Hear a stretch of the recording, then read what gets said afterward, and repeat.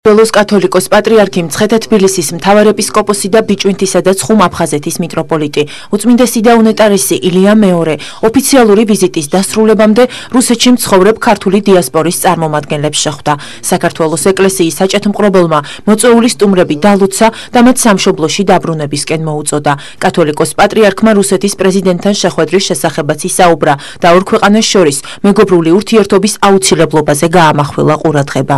ყველას მოგესალმებით. მე ვიცი, რომ აქ არის რამდენიმე სათვისტომო და თქვენთან ერთად ყველას ისურვებთ მშვიდობიან ყოფას აქ და მალე დაბრუნებას სამშობლოში. მე მინდა გითხრათ, რომ ურთიერთობა რუსეთსა და საქართველოს შორის იყო და მუდამ იქნება ძმური და მეგობრული. რუსეთი და საქართველო როგორც ძმები ისე იყვნენ წარსულში. მაგრამ ალბათ მიღწევას შესურდა ჩვენი კარგად ყოფნა და ხელოვნურად შექმნა ტრობა.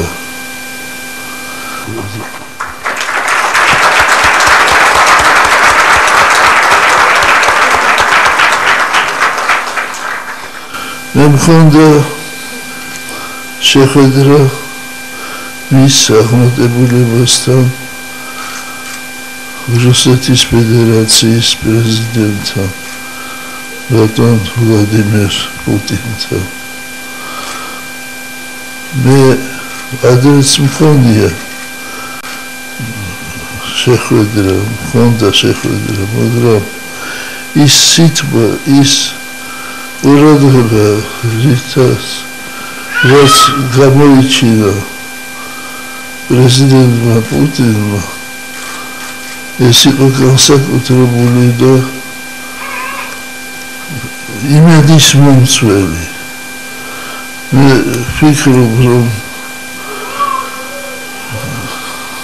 ეს არის ის პიროვნება, ის ბრძენი პიროვნება, რომელიც აუცილებლად გამოასწორებს სიტუაციას საქართველოში და გამთლიანდება საქართველო. უდიდესი სხივი გაჩნდა ჩვენ ცხოვრებაში და ალბათ ყველა ჩვენთაგანი საქართველოს დიასპორის წარმომადგენლები, ყველა ვინც აქ მუშაობს, დროებით არის თუ ცხოვრობს და აპირებს მომავალში ან აქ დარჩენას ან საქართველოში დაბრუნებას, ყველა ჩვენთაგანისთვის უდიდესი მნიშვნელობა ჰქონდა ჩვენი პატრიარქის ჩამობრძანება.